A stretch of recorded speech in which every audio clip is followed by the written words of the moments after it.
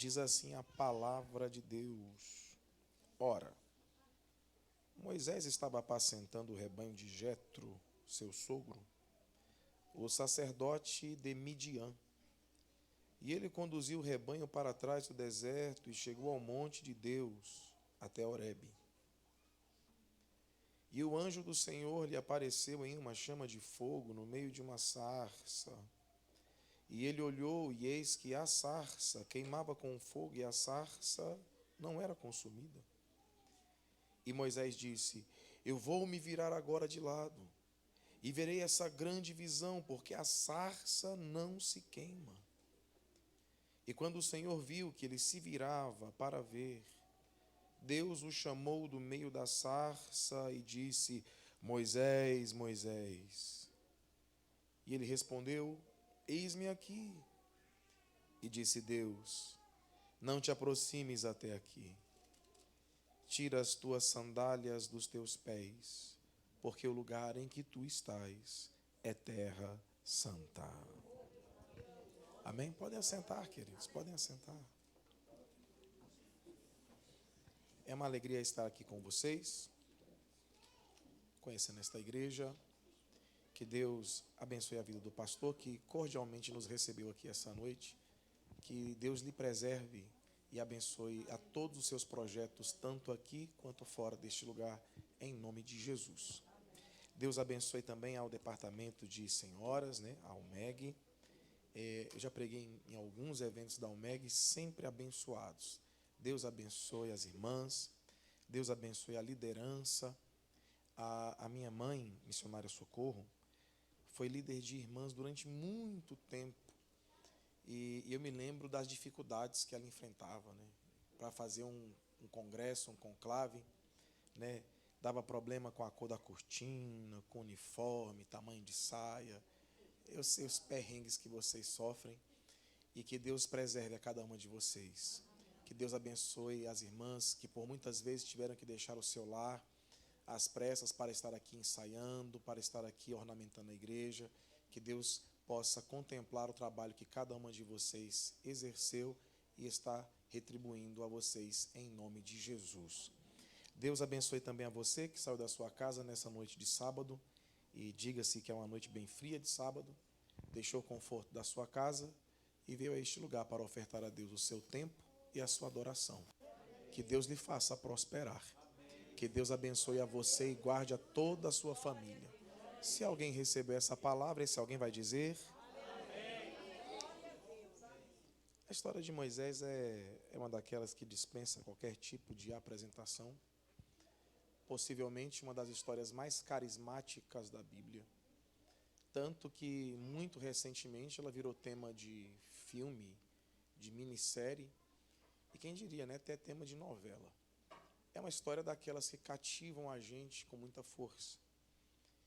E eu tenho pregado esse texto, ou em algum texto, nos 3 primeiros capítulos, ao longo desses mais de 20 anos que eu tenho pregado esta palavra. E sempre que volto a esse texto, ele me parece novo. Sempre há um detalhe especial. E eu quero ressaltar alguns detalhes desse texto essa noite. E eu acredito de verdade que através desses detalhes, Deus vai falar conosco aqui neste lugar. Deus tem uma palavra para as nossas vidas. Tem alguém que ainda quer ouvir a palavra de Deus essa noite? Então me empresta a sua atenção. Moisés nasceu em um tempo de crise, havia um edito de morte. Sua mãe o esconde por 3 meses, o que por si só já é um milagre. E Flávio Josefo diz que um dia chegou Anrão em casa e disse: Olha, Joquebede, ou você se livra dessa criança, ou vai morrer eu, você, Arão e Miriam. Não vale a pena sacrificar uma família em nome de um bebê. Então você tem que dar um jeito. E ela, com muito carinho, com muito amor, com muita fé, ela faz uma arca. É um cesto, ela calafeta por dentro, por fora, enche com tecido. A intenção de Joquebede não era de matar Moisés. Se fosse para matar, simplesmente jogava nas águas do cauduloso Nilo. Também ela não deixa o menino num cestinho ao léu sobre as águas, como eu vi muita gente pregando ao longo da minha vida. O texto é bem claro, ela leva Moisés para o carriçal do Nilo, onde havia uma planta de caule rígido, da qual se extraiu o papiro. Ela esconde ali. Tanto que a sua intenção era de alimentá-lo esporadicamente, era algo provisório. Ela coloca Miriam postada de longe para ficar vigiando o cesto. Providencialmente, quem desce? Hermutes, filha estéril de Faraó. E ela ouve o choro da criança.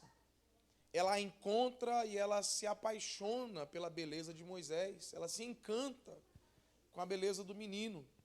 E ela quer guardá-lo para si. Só que a criança chora, e qualquer criança que chora, quem aqui já foi mãe sabe, chorou, todo mundo diz, quer peito, quer mamar, está com fome. Ela vai dar prioridade, segundo a tradição, não está na Bíblia, está na tradição. Ela dá prioridade às mulheres egípcias, que receberiam um bom salário e teriam acesso ao castelo. Só que Moisés vai rejeitando seio após seio das egípcias. Até que alguém diz, e é Miriam esse alguém, talvez seja um dos filhos das hebreias, e uma hebreia pode servir de ama de leite. Quem vem? Joquebede.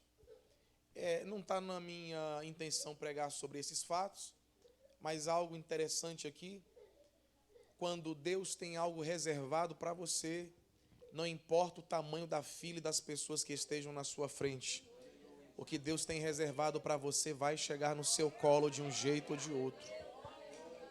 Ok? Eu quero mais informar do que aplicar, ao menos não nesse momento. Ela é levada ao castelo e vai cuidar do menino até ele completar 10 anos. Ora como ama de leite, ora como babá, é a tradição dos egípcios. Moisés cresce, ele é educado com toda a glória e com toda a ciência do Egito. E esse capítulo 1, 2 e 3 devem ser lidos à luz da pregação de um santo homem chamado Estevão, que registrou a sua mensagem no capítulo 7 do livro de Atos. E a partir do versículo 20 ele começa a falar de Moisés. E ele fala que Moisés foi educado nessa ciência e se tornou alguém extremamente admirável. Alguém muito famoso na terra do Egito. E no versículo de número 22 ele diz que Moisés era grande ou poderoso em palavras e em obras. Grande em palavras, orador eloquente, persuasivo, convincente. Não, pastor, mas eu já ouvi alguém falando que Moisés era gago, então ele não era persuasivo, não era um grande orador. Não, a Bíblia nunca disse que Moisés era gago. Moisés refere a si mesmo como pesado de língua. Porque quando ele teve que falar em hebraico, depois de 40 anos falando em egípcio, o sotaque era notório, o sotaque era pesado.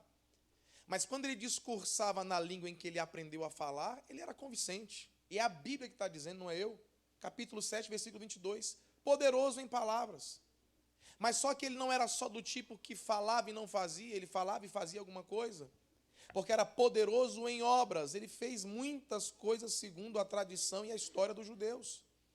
Era um homem extremamente respeitado, daqueles que quando passava nas ruas, as multidões gritavam o seu nome, as multidões celebravam a sua presença. E até aqui você já sabe de tudo isso. Mas tem um detalhe que é intrigante nesse texto. E ele está no capítulo 2, versículo 11. Porque o texto diz que Moisés, já sendo grande, ele desceu aos seus irmãos. E eu lhe pergunto, como é que ele chegou à consciência de quem eram seus irmãos? Como é que ele chegou à consciência de quem era o seu povo? Não coaduna a priori com toda a história bíblica e da tradição. Parece que tem um ponto fora da curva. Porque o texto do capítulo 2, versículo 11 diz que ele desceu aos seus irmãos. De alguma forma ele sabia qual era a sua origem, ele sabia quem era o seu povo, ele conhecia a sua história. Aí a gente tem que voltar lá atrás para entender o que aconteceu. Porque quando Joquebede pega o menino nos braços, ela entende que não tem somente a obrigação de alimentar o seu ventre, mas que ela tem a obrigação de alimentar a alma da criança. E enquanto ela amamenta o menino, ela lhe ensina a respeito da sua origem. Ela lhe ensina a respeito do seu povo. E acima de tudo, ela lhe ensina a respeito do seu Deus. E o que Joquebede escreveu dentro do menino ficou tão fortemente impresso dentro da sua alma, que nem toda a glória e ciência do Egito foram capazes de apagar o que Joquebede escreveu dentro da criança. Tá, pastor.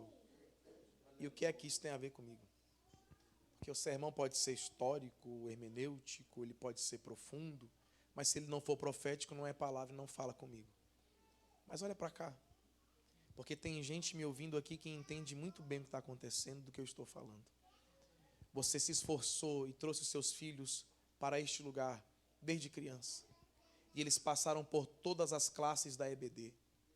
Você se esforçou para manter os seus filhos aqui, educando-os com a palavra de Deus.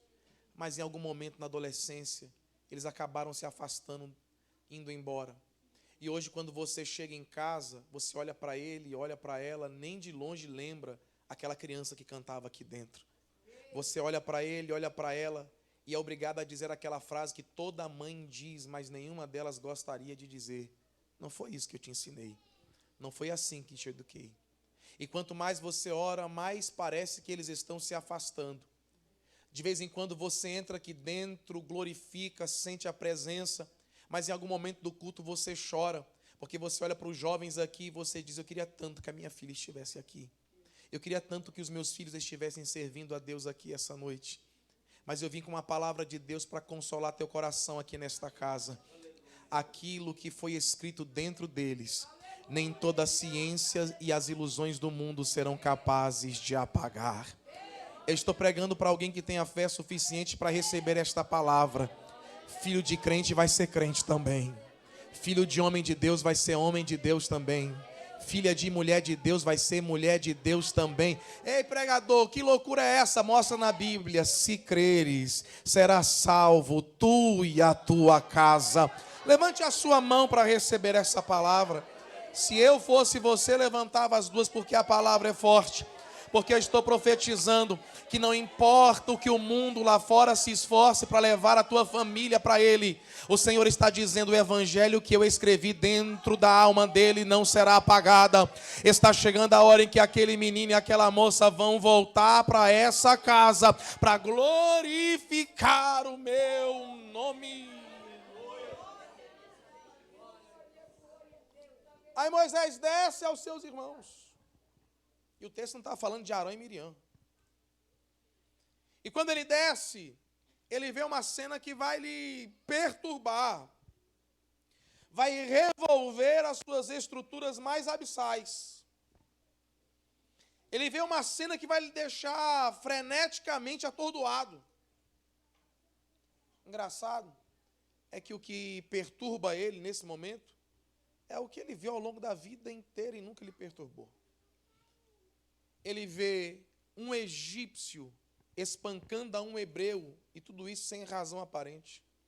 Se você ler o texto no hebraico, tiver oportunidade, você lê no texto e o texto está dizendo que está batendo para matar, só para mostrar força, só para mostrar quem é que manda, só para mostrar a própria capacidade. É alguém que carece de autoafirmação. Está batendo para matar.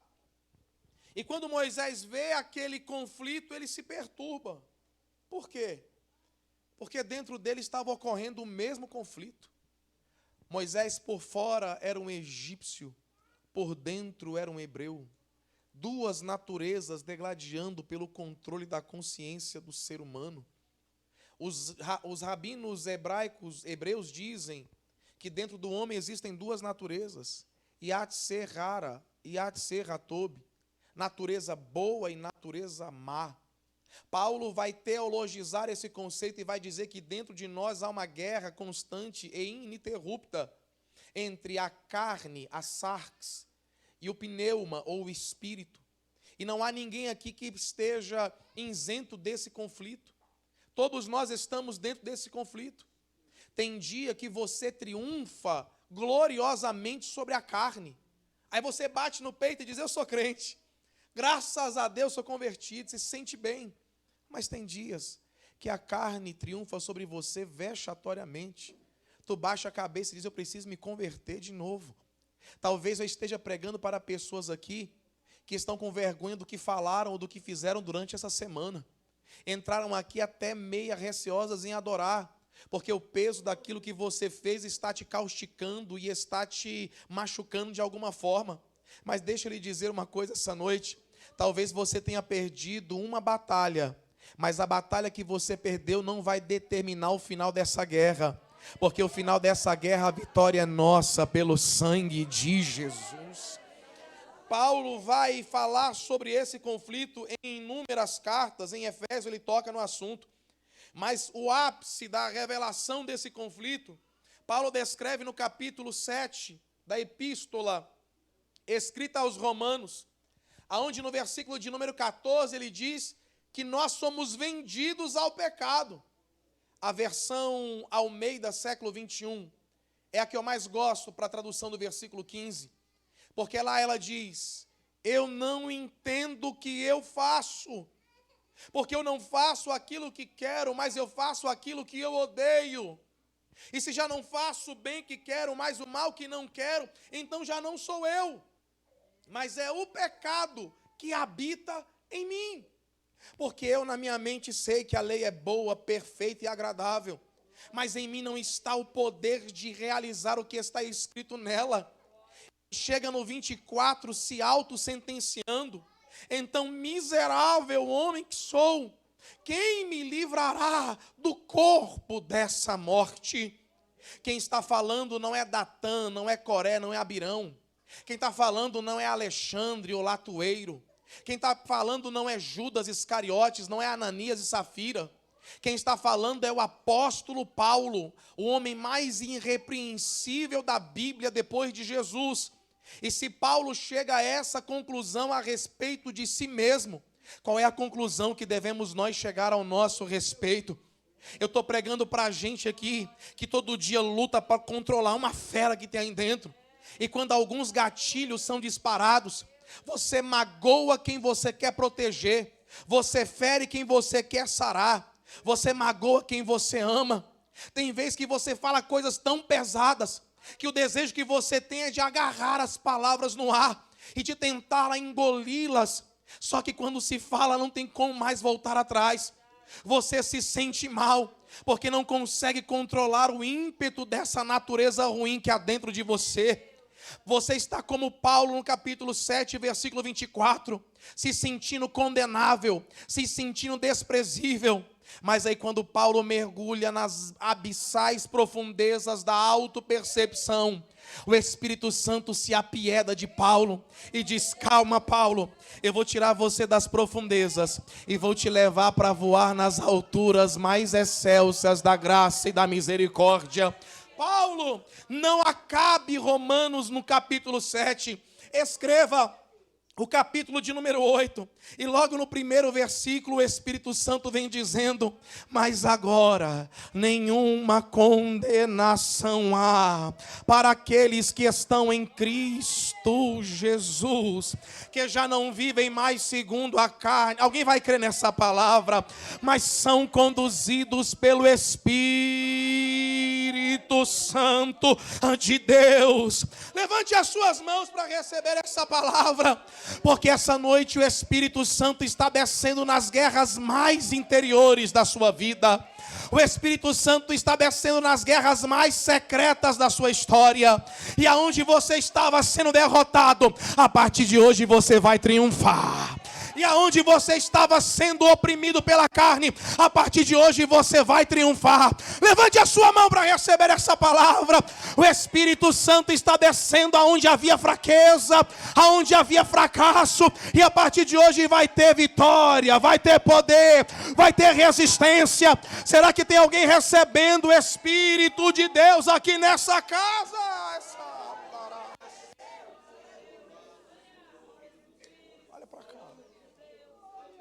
Deixa eu me conter. A gente tem um objetivo aqui nesse texto. Eu vou adiantar um pouco para não acabar com o tempo. Moisés tenta separar a briga de dois hebreus no outro dia, denota continuidade de relacionamento. Um hebreu o empurra para longe, é o que está no texto pregado por Estevão. E Moisés diz: eles não estão preparados para serem libertos, eu vou embora, eu vou ser denunciado, e ele foge. Ok, você conhece a história. Eu tenho que chegar no deserto. E ele vai para uma das regiões mais inóspitas do Oriente Médio. Terra, quando boa, semiárida, quando ruim, totalmente deserto. Midian. 40 anos ele vai passar em Midian. Aleluia. 40 anos aprendendo a caminhar sobre a areia quente. 40 anos aprendendo a sobreviver bebendo pouca água. Porque o deserto te humilha. O deserto te lapida. O deserto te burila, te modela. O deserto te capacita. Ele está chorando enquanto caminha no mesmo lugar aonde um dia ele vai caminhar para consolar. Ele está caminhando ferido no mesmo lugar aonde um dia ele vai caminhar para sarar. Porque o deserto, por mais doloroso que seja, ele vem para te preparar para viver alguma coisa muito grande que virá na frente. Deus colocou Moisés no mesmo deserto, aonde ele vai ter que conduzir e guiar o povo de Israel. Oh, aleluia! Deus está te fazendo chorar. Deus está permitindo o sofrimento te tocar, porque esse sofrimento vai gerar experiências que vão te habilitar a curar vidas que vão passar pelo mesmo deserto que você está passando agora. Porque um dia você vai sair do deserto, mas aquilo que você aprender no deserto nunca vai sair de você. Já observou que constantemente Deus envia a você pessoas que passaram pelos mesmos problemas que você já passou? Ou será que é só comigo que Deus faz essas coisas? Deus envia a você pessoas que estão passando pelos mesmos desertos que você já venceu? Porque o deserto prepara. O deserto ensina. Tem gente me ouvindo aqui essa noite que conheceu as faces mais escuras que um ser humano pode ter. Tem gente me ouvindo aqui essa noite que conheceu as piores faces que um ser humano pode ter na vida. Eu estou pregando para pessoas aqui que têm traumas tão pesados que jamais dividiram com o esposo, com a esposa, com o filho, com mãe, com o pai. Porque quando você se lembra do que aconteceu, você vive aquilo que a psicologia chama de regressão associativa. Você só lembra e chora de novo. Você lembra e dói de novo. Você lembra e machuca de novo. Eu estou pregando para pessoas aqui nesse lugar que tem todos os motivos do mundo para se tornar um sociopata, para ter traços de psicopatia. Porque tem gente lotando salas de analistas e psicólogos, psicanalistas, psiquiatras, nesse exato momento, que não viveram nenhum décimo do que você viveu, e estão na frente de um doutor e estão dizendo: olha, doutor, eu nem sempre fui assim, eu já fui alegre, eu já fui sorridente, mas eu sou o que sou por causa daquilo que fizeram comigo. Pessoas que se transformaram em instrumentos de maldade, reprodutores do mal, e se justificam dizendo: eu só fiz o que eu fiz porque fizeram comigo lá no passado, há muito tempo atrás. Eu estou pregando para a gente aqui que tinha todos os motivos do mundo para ser um instrumento de maldade, mas entrou aqui neste lugar e se transformou num instrumento de bênção. Se transformou num instrumento de cura, aleluia. Se transformou num instrumento de restauração. Eu estou pregando para a gente aqui que quando mais precisou ouvir uma palavra de consolo, o que ouviu foram palavras de acusação. Quando mais precisou de uma mão estendida para te ajudar a ficar de pé, o que você encontrou foi uma mão fechada para te agredir. Quando mais precisou de um bálsamo, recebeu pedradas, aleluia. Mas sabe de uma? Todo esse processo era Deus te preparando para curar e para sarar. Para curar e sarar a vida de outras pessoas. Quer saber de uma? As palavras de consolo que você tanto esperou ouvir e não ouviu, vão sair da sua boca para consolar a vida de alguém. A mão que você tanto esperou para te ajudar a ficar de pé e não encontrou, é você que vai ser a mão de Deus que vai levantar alguém que está caído. O bálsamo que você tanto esperou e não recebeu, é Deus que vai te usar para ministrá-lo sobre a vida de outras pessoas, porque tem muita gente nesse deserto que só vai sair dele depois de beber das experiências que Deus está dando para você. Deus está escolhendo alguém aqui nessa noite para livrar outras pessoas do deserto. Levante a sua mão. Eu estou sentindo uma unção que desce aqui nesse lugar. Há um consolo descendo sobre vidas aqui neste lugar. Fecha teus olhos. Por alguns instantes eu vou voltar a pregar, mas quando a graça chega, quando a unção toca, a gente tem que parar para sentir. Fecha teus olhos. Aleluia. Há um consolo descendo sobre alguém aqui nesse lugar. Está chegando o momento em que esse trauma não vai te machucar mais, em que você vai se lembrar do que aconteceu e não vai chorar mais, porque você vai entender que era preparo de Deus para a sua vida. Aleluia. É através dessa lágrima que está rolando agora que Deus vai usar você para curar, para levantar alguém que está caído.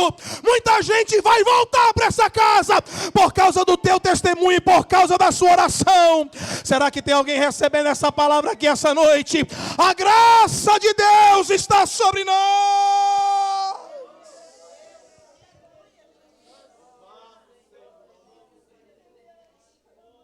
Olha para cá quem pode.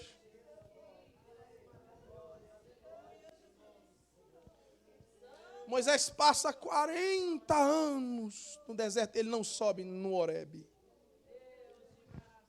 40 anos diante da cordilheira do Sinai, mas ele não sobe no Horebe. Aí a tradição dos rabinos diz que um dia, uma ovelha de Jetro, nem dele era, nem de Moisés era, fugiu do rebanho. A tradição a chama de a ovelha travessa. E ela foge. Moisés abriga o rebanho e parte em direção à ovelha. E quanto mais a ovelha se perde, mais perto de um encontro com Deus Moisés chega. E quanto mais a ovelha foge, mais perto de um encontro que vai mudar a sua vida Moisés fica. O que eu vou dizer agora, os homens do púlpito vão entender primeiro, mas depois todo mundo vai entender. Porque de vez em quando, são as ovelhas rebeldes da nossa casa que nos obrigam a subir a montanha para ter um encontro com Deus. Tem gente me ouvindo aqui essa noite que só está aqui por causa de uma ovelha rebelde. Você estava em casa, numa crise no casamento, alguém disse, vai na nossa igreja. Nós vamos orar pelo teu casamento e Deus vai restaurar a tua vida. Aí você veio aqui por causa do casamento, encontrou-se com Jesus e nunca mais saiu. Outro chegou e disse, não, olha, vai na nossa igreja, vamos orar, Deus vai te dar uma porta de emprego. Outro disse, vamos lá para a igreja, vamos orar pelos teus filhos. Tu veio aqui por causa dos teus filhos que estavam perdidos e acabou se encontrando com o Filho de Deus. Entrou aqui atrás de uma porta de emprego e achou a porta dos céus. Entrou aqui por causa de uma crise no casamento e saiu daqui noiva do Cordeiro. E sem você perceber, aquela situação era uma isca que Deus estava jogando e estava dizendo, vem, sobe a montanha, vem, sobe a montanha, porque eu quero me revelar para você. Vem, sobe, porque eu tenho palavras para dizer para o teu coração. Sobe a montanha, porque eu tenho uma glória para te revelar. Sobe a montanha, porque eu tenho palavras que vão alimentar a sua alma. Essa crise que você está vivendo é a isca que Deus está jogando, e ela está te conduzindo ao alto da montanha. Aí Moisés chega lá. Eu gosto dessa parte. Moisés chega lá. E lá tem uma pluralidade, uma imensidão de sarças. Não tinha só uma. Vai no deserto ainda hoje. Você vai encontrar lá umas centenas de milhares de sarças. Um arbusto de 1,5 metro, não dá fruto, não dá sombra, dá espinhos. Exala um bom odor, mas não serve para perfume. Não tem muita utilidade. Nenhuma das sarças chama a atenção de Moisés. É muito comum. É muito comum. E tem uma delas que vai atrair o olhar de Moisés. E aqui a faz.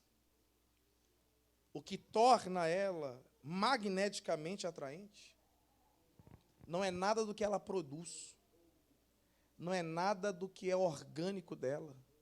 Não é nada do que é intrínseco dela. Não é nada que ela tem. O que torna aquela sarça atraente não é o que ela tem, mas é aquilo que está sobre ela. Porque sobre a sarça há uma chama de fogo que não se apaga. Sobre a sarça há uma chama de fogo que não se apaga. Eu vou insistir. Sobre a sarça há uma chama de fogo que não se... Por que tu acha que as pessoas estão aqui hoje? Não, a gente se reúne aqui por causa da singularidade arquitetônica do ambiente. Não, por que você acha que as pessoas vêm aqui? Por que vocês estão aqui? Não, eu vou lá porque eu ouvi dizer que vai ter um rapaz que sabe usar palavras e sabe segurar o microfone. Não, eu vou lá porque o pastor é carismático, porque vai ter uma cantora que sabe usar técnica, que sabe usar os melismas, que sabe usar a voz como pouca gente sabe. Não, eu vou lá porque vai ter um grupo que é excepcional, que é diferente de tudo que você já viu. Você acha que as pessoas vieram por causa de alguma coisa que nós aqui produzimos? Você acha que as pessoas vieram por causa de algum talento especial que nós temos? Tira a chama de fogo que há em você, e o que fica é uma pessoa comum, sem graça e vazia. Tira a presença de Deus desse ambiente, isso aqui fecha as portas, não vai um mês. O que torna esse lugar especial não é o que as pessoas fazem, são aqui dentro, mas é a presença de Deus que se manifesta sobre as nossas vidas. Porque você acha que tem gente que quando tem problema liga para você e depois que conversa com você diz: eu estou me sentindo melhor? Porque você acha que tem gente que vai na tua casa e quando chega lá diz: nossa, eu estou sentindo uma paz aqui. Tu acha que é por causa do teu café? Tu acha que é por causa do teu papo? Tu acha que é por causa da tua filosofia de existência? Para de se enganar, para de ser besta. As pessoas te procuram porque elas enxergam em você algo que elas não conseguem enxergar nelas. É a presença de uma chama que não se apaga. É a presença de uma chama que não se apaga. Apague essa chama e acabou para você. Apague essa chama e acabou para esse lugar. Mas graças a Deus, glória a Jesus, que a chama está acesa. A chama está acesa.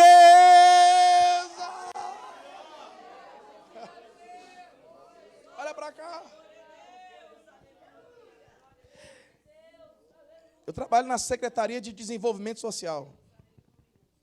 E eu estava removido de unidade, estava reformando a minha unidade, e eu vim parar aqui, no CRAS do Riacho Fundo 2. Aqui.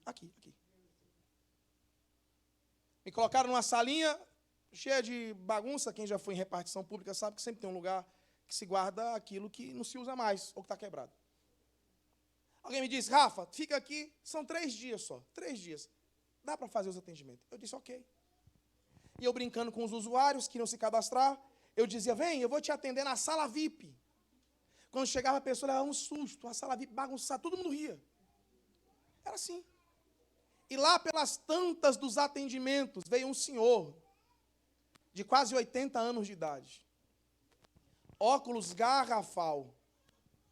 Eu fui dizendo: senhor, entra aqui, entra na sala VIP que eu vou te atender. Com toda alegria.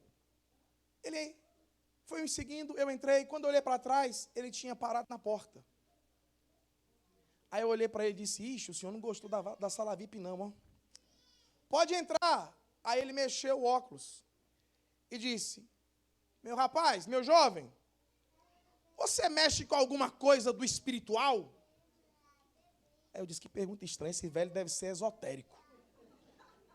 Eu mexo sim, sou pastor da Assembleia de Deus, graças a Jesus. Ele mexeu o óculos de novo. A lágrima rolou por trás do óculos. Ele disse: eu sabia. Quando eu entrei neste lugar, eu senti uma paz. E enquanto você me cumprimentava, as suas palavras queimavam no meu coração. Eu disse, agora pronto, entra o velho no mistério e entra eu também. É a presença do Espírito de Deus que há sobre nós. Será que ainda tem crente pentecostal aqui nessa casa, que ainda tem a chama do Espírito Santo de Deus? Se tem, levante a mão para adorar a Deus, para glorificar o seu nome. Se não tem, levanta também, porque a chama que está neste lugar vai te tocar.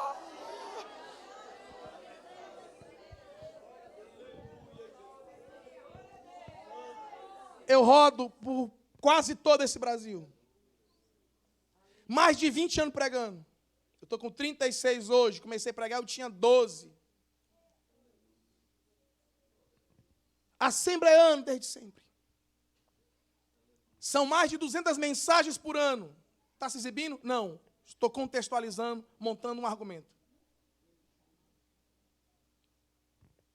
E nesses 20 anos, sabe o que eu estou percebendo? Que a chama está se apagando. A cada ano que passa, menos pessoas batizadas com o Espírito Santo. A cada ano que passa, menos profetas. A cada ano que passa, menos dons de curar, dons de sinais e maravilhas. A cada ano que passa, os nossos cultos são mais monótonos, mais chatos e mais frios. E a gente entra aqui neste lugar e finge que volta para casa diferente, mas volta do mesmo jeito como todo culto. E sabe o que é pior? Que a gente está se habituando, está voltando para casa achando que está tudo normal. Eu estou pregando para a gente aqui que chorava há anos atrás e não chora mais.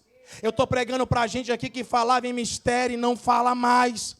Eu estou pregando para a gente aqui que de vez em quando cantava cânticos espirituais com as mãos levantadas, mas não canta mais. Tinha sonhos proféticos e não tem mais. Aí tu olha na minha cara e vem dizer que isso é normal. Não está normal. Eu não consigo entender isso, essa conformidade.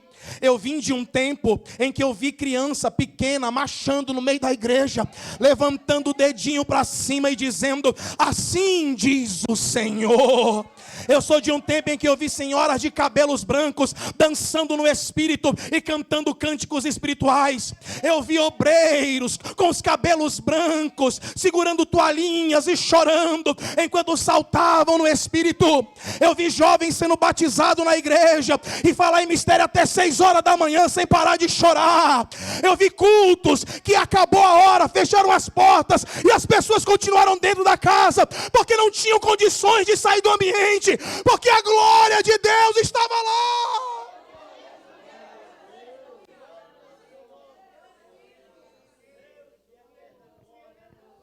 Eu estou me lembrando agora.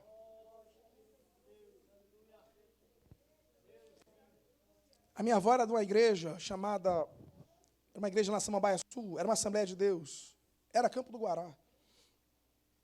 Pastor Francisco, 112 da Samambaia Sul, uma igreja de Madeirite, caixinho Watson 10.000, telha fina. De vez em quando jogavam pedras na igreja, que machucavam os nossos irmãos. E eu vi irmão ensanguentado no culto, e o pastor dizendo, vamos para o hospital. Ele dizia, daqui eu não saio. Enquanto o culto não acabar, eu não vou para o hospital, eu vim para adorar. Teve uma festa de irmãs naquela igreja, com os bancos duros. O pregador não sabia nem usar os vernáculos, conjugar verbo. Um homem simples, mas cheio de Deus. No meio da mensagem, uma senhorinha bem idosa saiu correndo no meio da igreja como se tentasse agarrar alguma coisa. As irmãs pegaram essa senhora, sentaram ela no banco. Ela saiu correndo de novo como se tentasse pegar alguma coisa. A igreja tomada pela glória de Deus. Quando o pregador soltou o microfone, a irmãzinha pegou e disse, olha pastor, Deus me deu uma revelação. Eu vi um anjo que voava sobre esse lugar e espalhava brasas de fogo sobre o pé dos irmãos, e era tão vivo, tão real, que eu saí correndo atrás dele para tentar agarrá-lo. Foi assim que a Assembleia de Deus cresceu nesse país, regada e carregada por homens e mulheres cheias do Espírito Santo de Deus.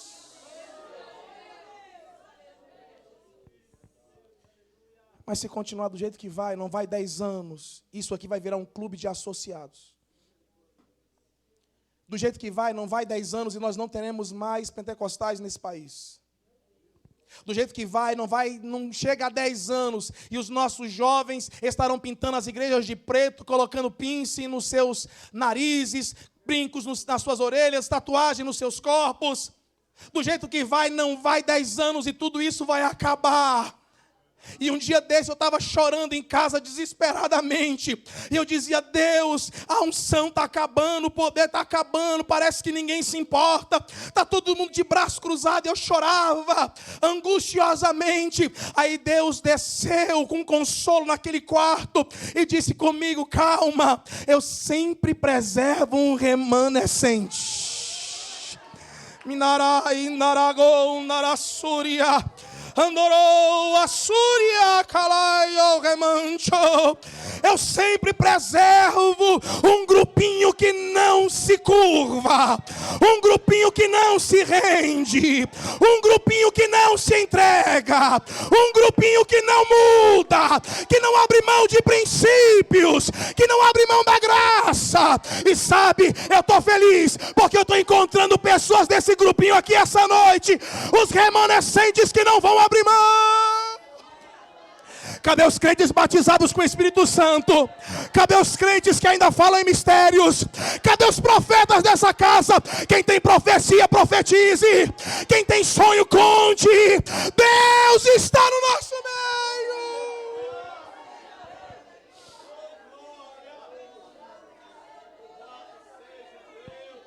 Fecha teus olhos. Eu não vou pregar mais não. Já passei do horário.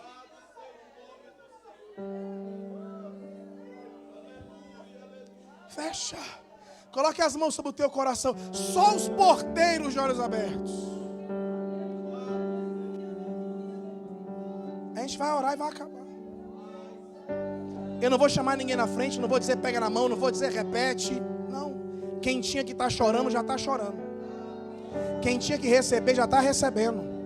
Quem tinha que sentir já está sentindo. Eu não estou sentindo nada, pregador. Vem amanhã que amanhã Deus fala contigo. A palavra nunca volta vazia. Com quem Deus veio tratar, Ele está tratando agora. Coloque as mãos sobre o teu coração.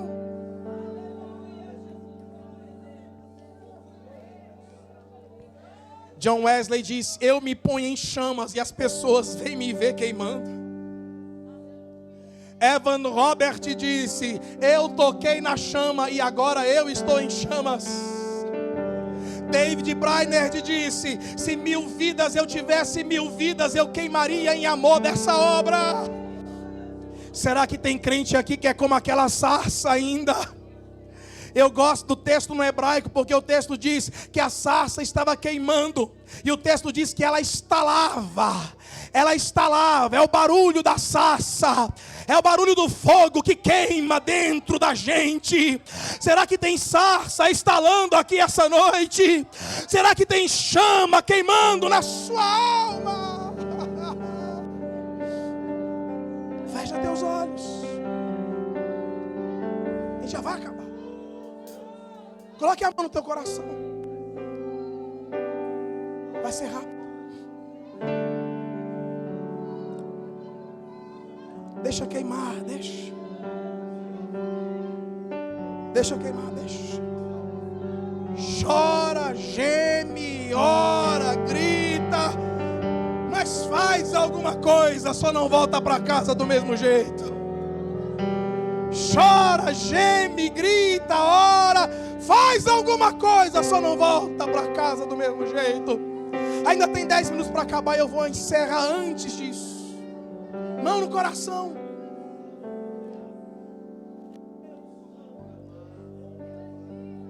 Minha vida seja assim,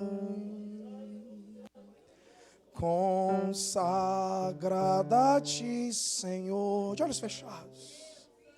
Possa sempre Tu por mim operar o Seu amor. A minha alma lava, Salvador. De olhos fechados.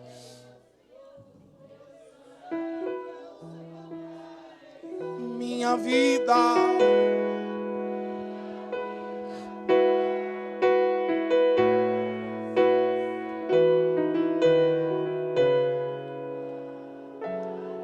De olhos fechados, levante a mão, canta comigo só o refrão. A minha alma lava, Salvador.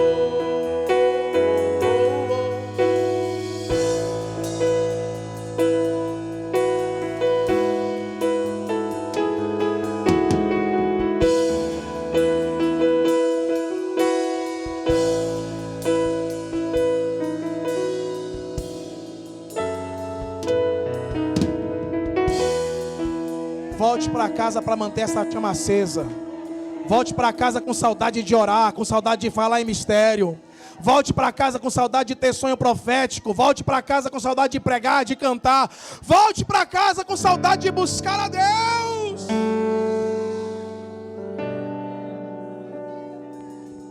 Tem alguém no nosso meio que não é evangélico? Se houver, me dê um sinal com a sua mão. Eu só quero te conhecer. Aqui na minha direita, alguém que não seja evangélico, alguém que não seja, ou que esteja afastado, ninguém? Amém. Uma pessoa? Oh, irmã, amém. Uma pessoa.